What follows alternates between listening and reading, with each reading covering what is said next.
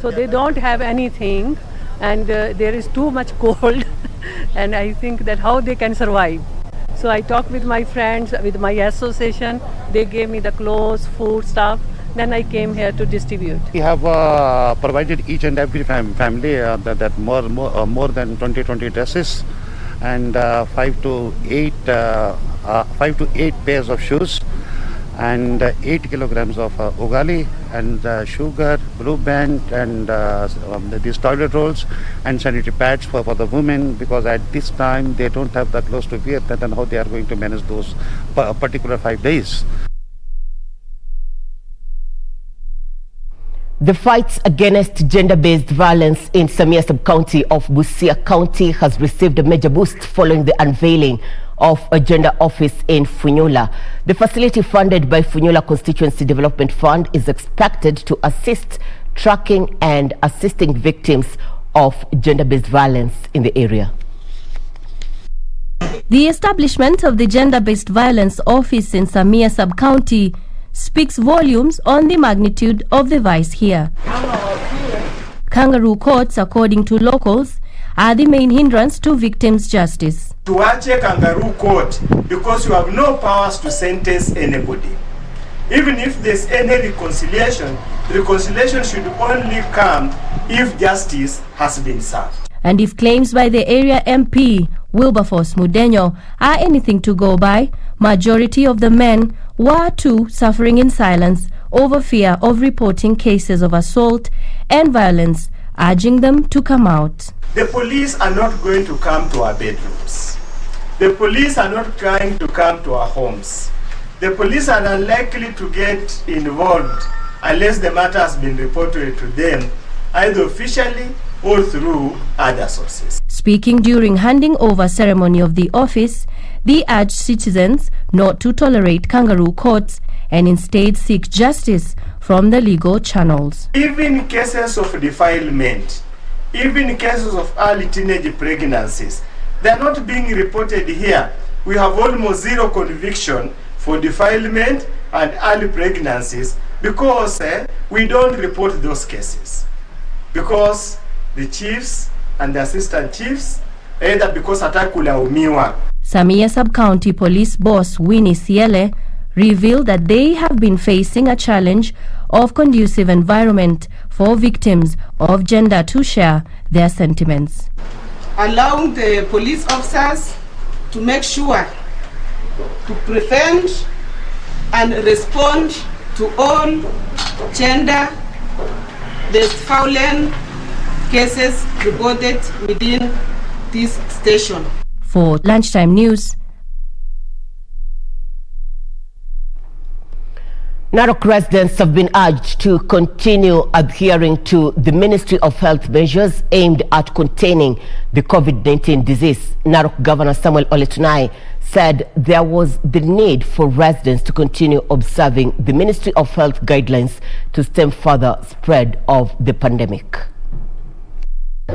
Narok County Governor Samuel Oletunai, who commended residents in the county for their discipline in adhering to the health protocols in controlling spread of the COVID-19 disease, called on residents not to lower their guard. Nimejenga hospitali 300 beds, 300. Iko huko, nimestaff, iko vitanda nimeweka madaktari, ile vitu nimeweka yote. Hiyo hospitali iko siku inaenda bure, hakuna hata mtu analala, hakuna. Saa ingine watu 3, 5, saa ingine 10, hakuna mtu ya corona.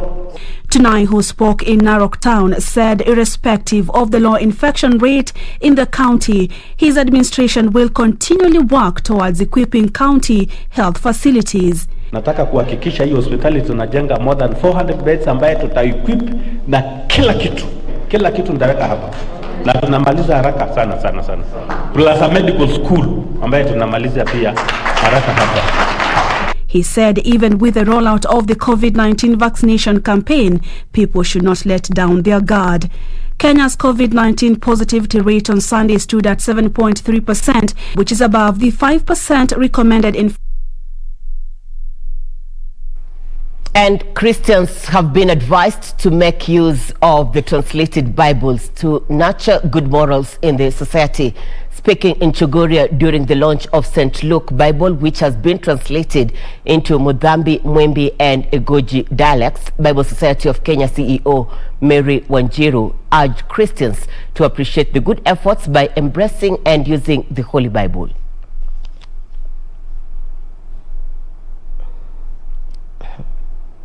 Kwa moyo wako ndani kabisa. So kutafsiri Biblia ni kazi ambayo chama cha Biblia cha Kenya tunaendelea nayo, na kwa sasa tuko na lugha 24 ambazo wako na Biblia zao. Leo watu wa hapa, watu wale wanajua mambo ya Mungu, wameletea watu wa huku manufaa mengi sana kwa kuwapatia Biblia ile mzuri. Wataweza kwa wakati mdogo sana kuipata Biblia yote. Kwa leo tulikuwa tunazidua tu kitabu moja. A school in Kisii County has been deregistered for what the local county education board terms as failure by the institution to meet the Ministry of Education's registration enrollment requirements. Kisii County Education Board Chair Professor Henry Onderi, who announced the closure of Simiti Secondary School in Namache Sub-County, further advised the Teachers Service Commission TSC to withdraw its teachers from the institution of learning. An assessment by the Area Quality Assurance Standards reveals that in 2018, the school, which is currently having 9 students, had a total of 128 learners. Both from a school called Simiti, a secondary school in Nyamache Sub-County, and the recommendation of the the County Education Board is that that school be closed with immediate effect. Teachers Service Commission was advised to retrieve all the teachers in that school. Now, the record we have is that the school had an enrollment of 9 students by the time of assessment. It had 9 schools with 9 teachers. So this doesn't make sense that we have such a school existing in a country at the moment with 100% transition policy, and we do not expect any school to have such a number.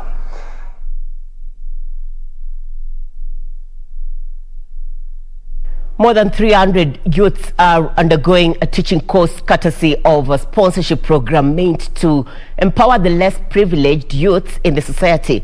The program is incubated at the Christian-founded International Teaching and Training Center based in Kitengela, KAJIADO County.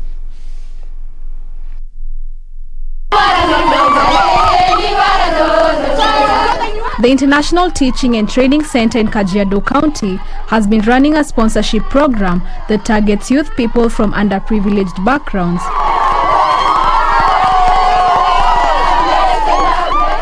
According to the institution's principal, Sarah Kwea, the program also targets youths from marginalized communities where retrogressive practices such as female genital mutilation and forced marriages exist.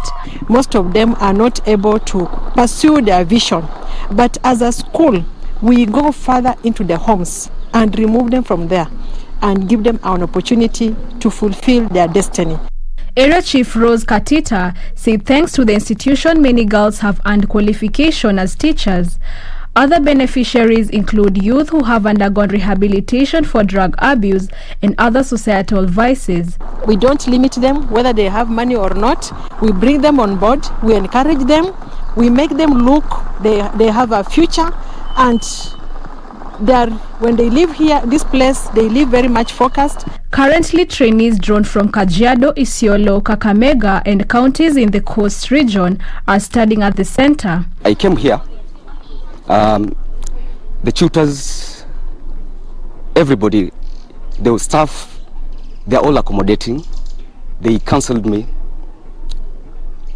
Right now, I've become a different person altogether. The Ministry of Education accredited institutions trains 300 students annually.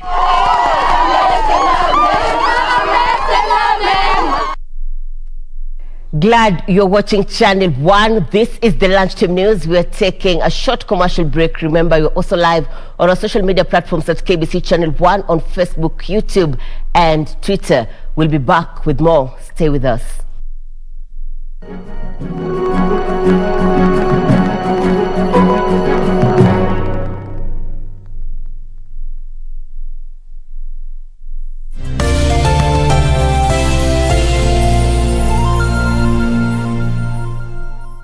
Are teachers' unions under the threat of becoming irrelevant? Are there unseen forces working around the clock to scuttle teachers' union? Teachers in this republic, through their representatives in the unions, are not happy.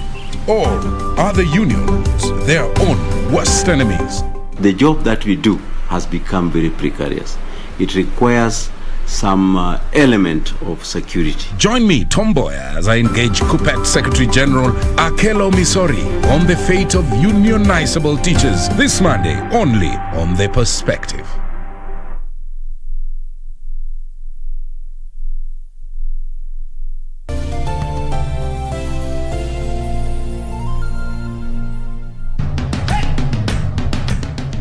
Bwana Motiso, pikipiki yako ndio hii.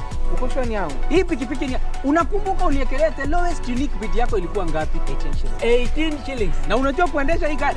Kidogo. Haya, kitoko yako shika helmet, kifungu yako chomoka na mali yako. Kujiunga na QuickBid ni rahisi. Enda kwenye M-Pesa, bonyeza paybill kisha weka business number 4032353. Kwenye account weka kodi ya bidhaa unayotaka na bid yako ya chini zaidi. Kwa mfano TV 16. Kisha weka shilingi 20 tu kama idadi yako. Weka bid yako pia kwenye www.quickbid.co.ke. Kumbuka, bid ya chini zaidi ya kipekee ndio hununua. QuickBid, bidhaa bora kwa bei ya chini.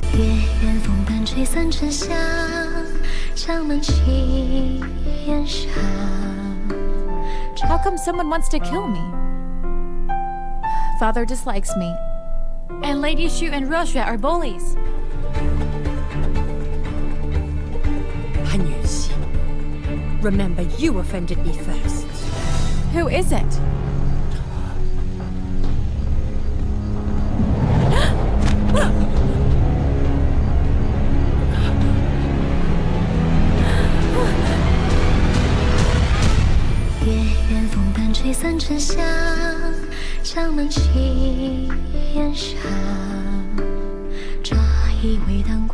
Quiero amarte de una forma diferente, de otro modo. What do you want now? After what you did, I don't want you anywhere near me. Please forgive me for what happened. Do you think what you did to me can be easily forgiven? Have no restraint when you've set your mind on doing something. Goodness, you're so cold and cruel. How can you, my own son? Look, I swear to you, I'm telling the whole truth. All I want you to do is to contact my sister to let her know that I'm here. And I want you to inform her that she's in danger. All that I'm asking you is to get in touch with my sister and let her know, please.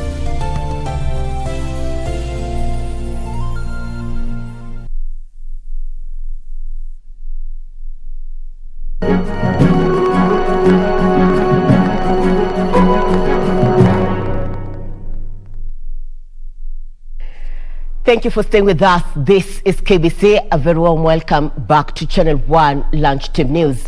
Stakeholders around Lake Naivasha are now warning that the upsurge in the number of food processing factories in the catchment poses a major threat to the water-scarce basin. Lake Naivasha Water Resource Users Association Chairman Enoch Kiminta says initial studies have shown that the upcoming industries in the catchment are polluting rivers in the catchment area by emitting heavy metals into the rivers. Naivasha is at a risk of pollution both from solid and liquid waste following an upsurge in the number of processing companies polluting rivers in the catchment area.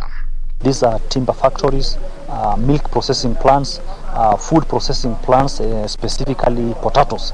And these industries and factories are really using so many types of chemicals to process their products before the end product is produced.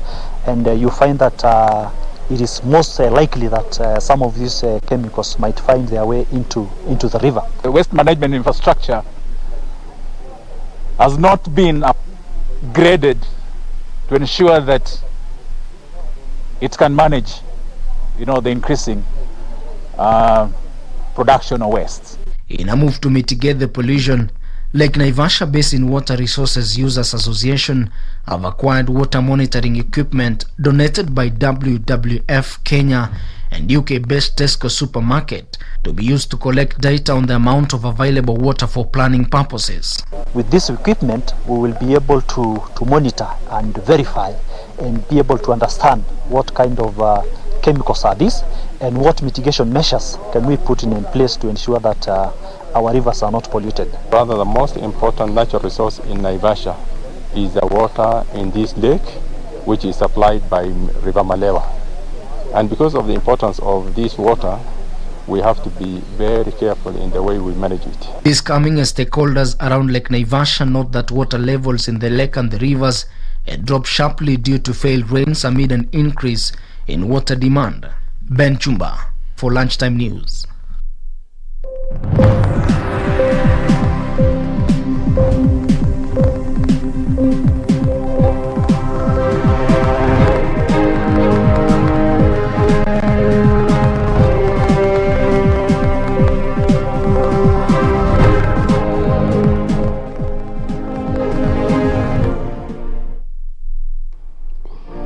Time for Channel 1 Business News. Kenya Exports Promotion and Branding Agencies has flagged off goods worth 63 million shillings to Dubai as part of preparations for a 6-month World Expo Dubai 2020, which kicks off in the first week of October.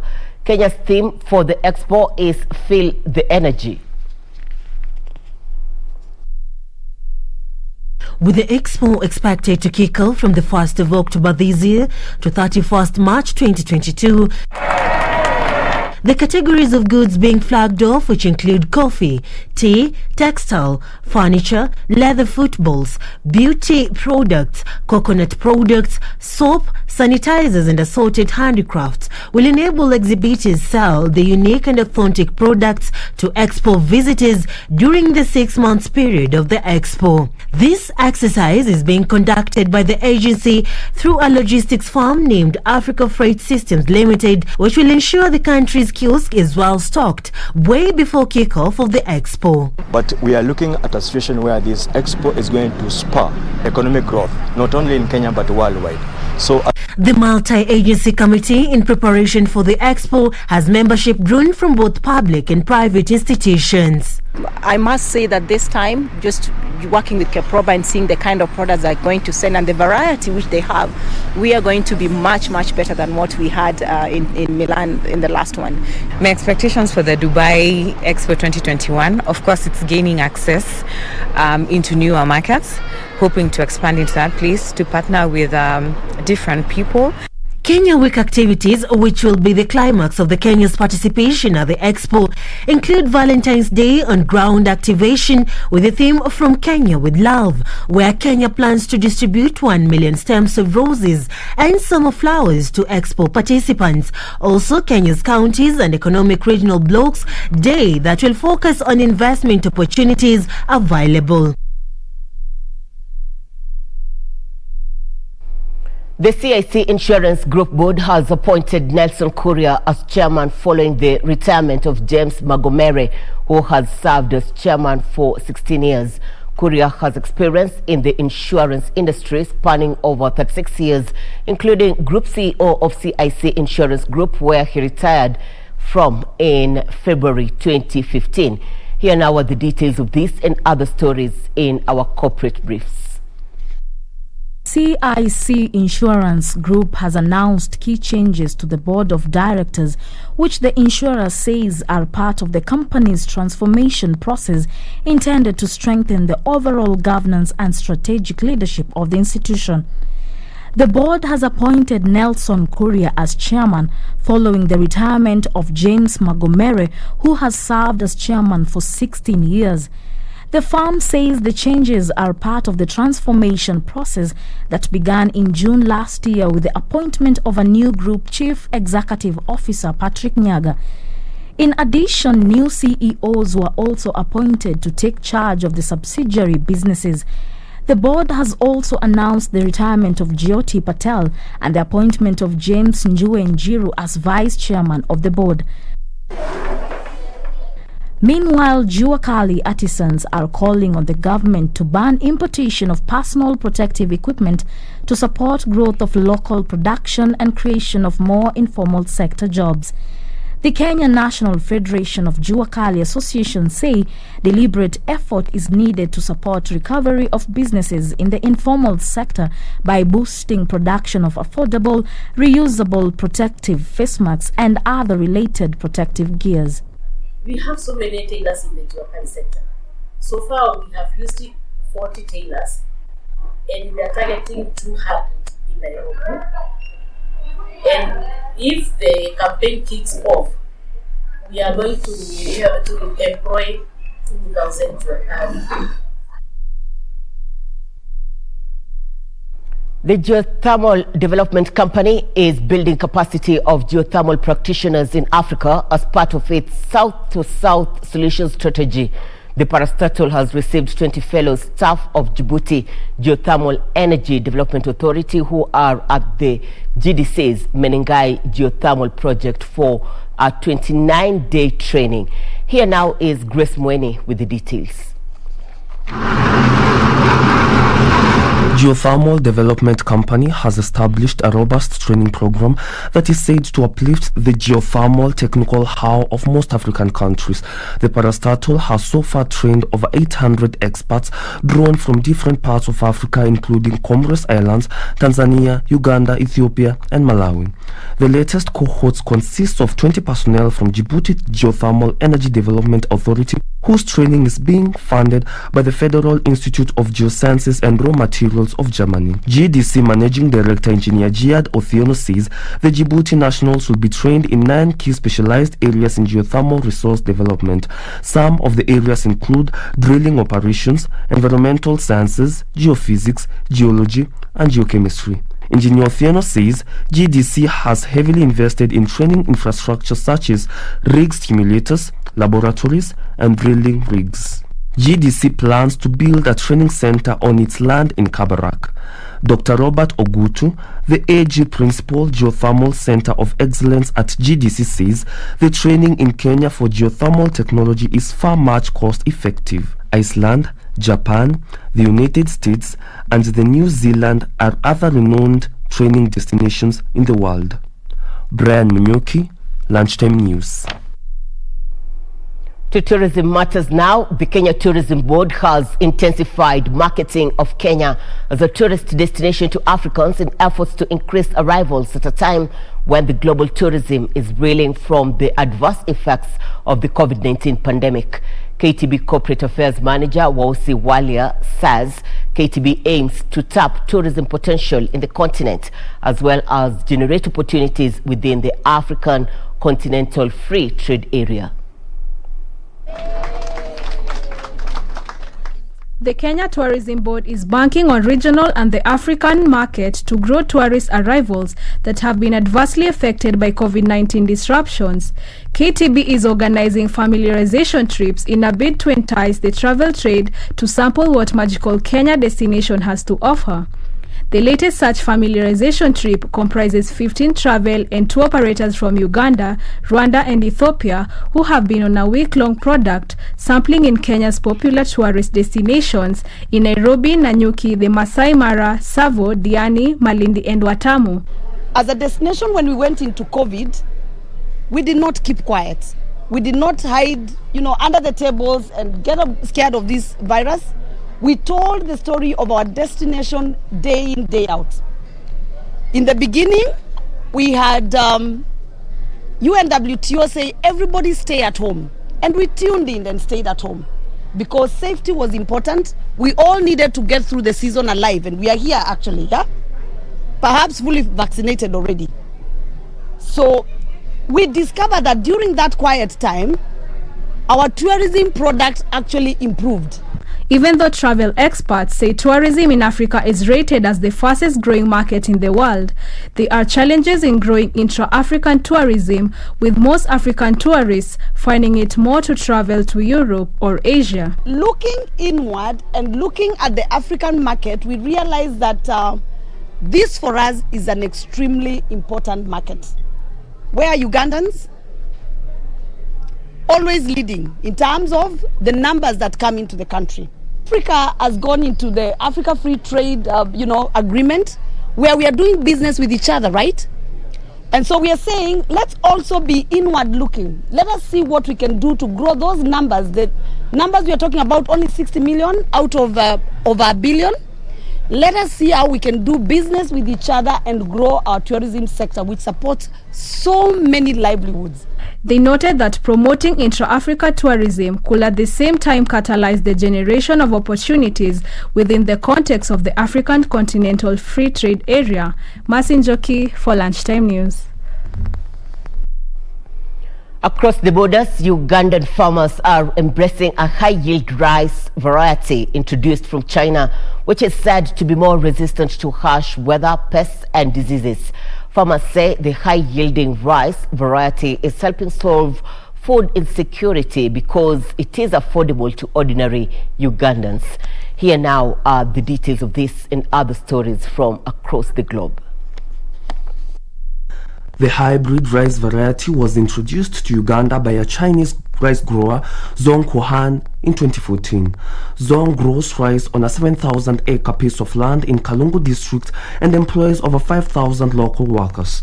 Victor Mpingo grows the Chinese hybrid rice on his 10-acre piece of land in central Uganda.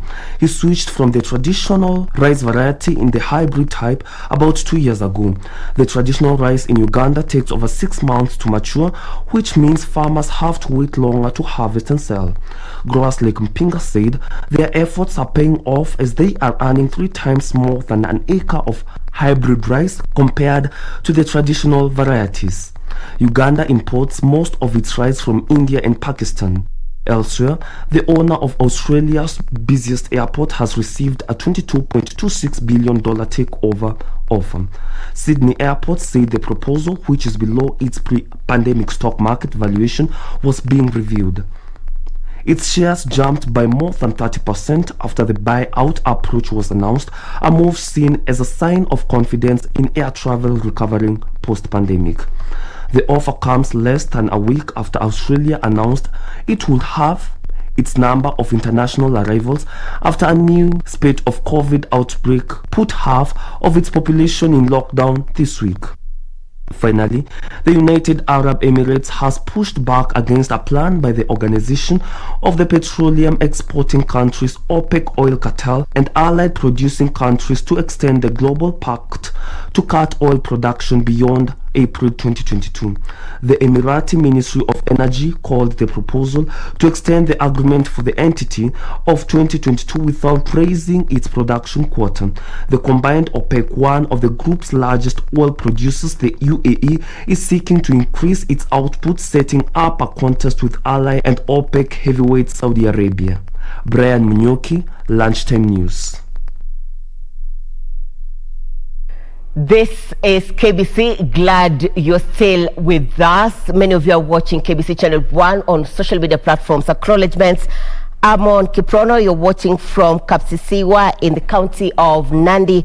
Alfin Kirui, you're watching from Kapkatet. And Paul Mutai, you're watching from Kimangora in the county of Bomet. Also, Peter Wambua, you're watching from the county of Mombasa. We are taking another short commercial break. We'll be back with more, including news making headlines in the world of sports. Stay with us.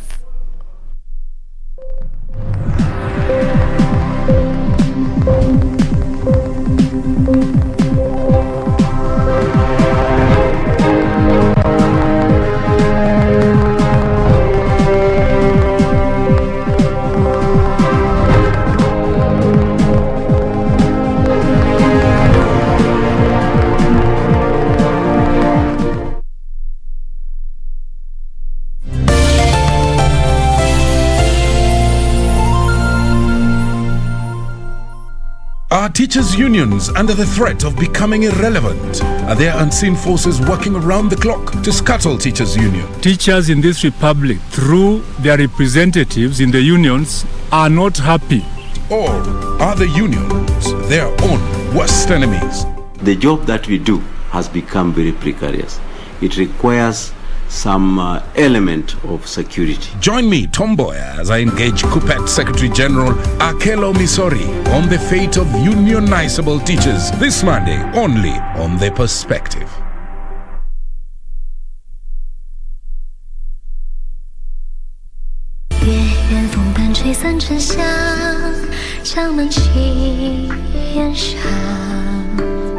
How come someone wants to kill me? Father dislikes me. And Lady Shu and Rosha are bullies. Hanyushi, remember you offended me first. Who is it?